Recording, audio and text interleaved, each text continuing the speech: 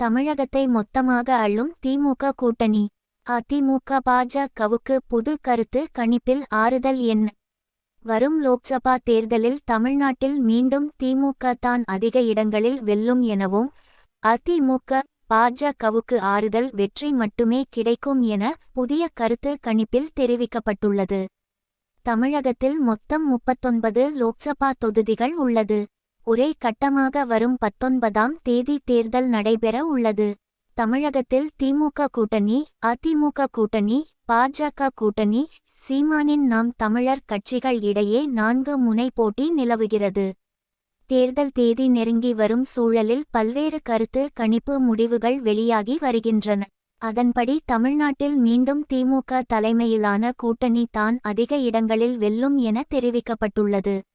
அந்த வகையில் தேர்தல் தொடர்பான கருத்து கணிப்புகளை மேற்கொண்டு வரும் எலெக்ஷன் ஃபோகாஸ்ட் அமைப்பு சார்பில் தமிழகத்தில் கருத்து கணிப்பு மேற்கொள்ளப்பட்டது.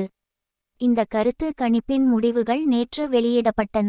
அதன்படி மீண்டும் தமிழகத்தில் திமுக தலைமையிலான கூட்டணி கட்சி வேட்பாளர்கள் தான் அதிக இடங்களில் வெல்வார்கள் என தெரிவிக்கப்பட்டுள்ளது. அதன்படி தமிழ்நாட்டில் மொத்தம் 39 லோக்சபா தொகுதிகளில் திமுக தலைமையிலான இந்தியா கூட்டணி 37 இடங்களில் வெல்லும் என தெரிவிக்கப்பட்டுள்ளது. மாறாக பாஜகவின் தேசிய ஜனநாயக கூட்டணி ஒரு இடத்திலும், அதிமுக கூட்டணி ஒரு தொகுதியிலும் வெல்லும் என தெரிவிக்கப்பட்டுள்ளது.